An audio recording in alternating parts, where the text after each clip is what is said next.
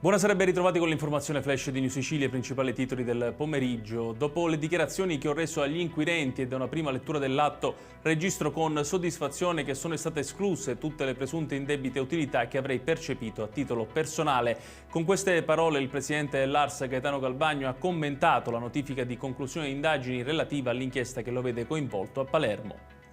Segnali positivi per il futuro dell'ex stabilimento Bluetech di Termini Imerese. A sostenerlo è l'assessore regionale alle attività produttive di Tamaio alla fine dell'incontro con i rappresentanti della Pelligra Holding e delle organizzazioni sindacali. Entro il 15 settembre la società presenterà un cronoprogramma dettagliato delle opere previste.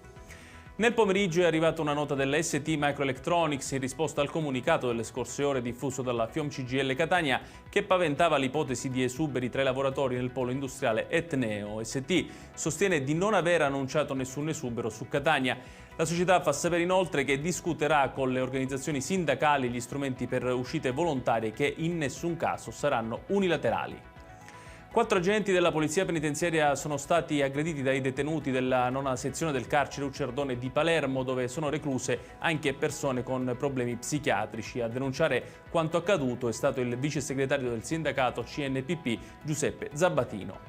E chiudiamo con il meteo. Nella giornata di domani un campo di alte pressioni abbraccerà la Sicilia garantendo tempo stabile e assolato ovunque. Le temperature si manterranno stabili senza picchi significativi. La città più calda sarà Siracusa con la massima che toccherà quota 32 gradi.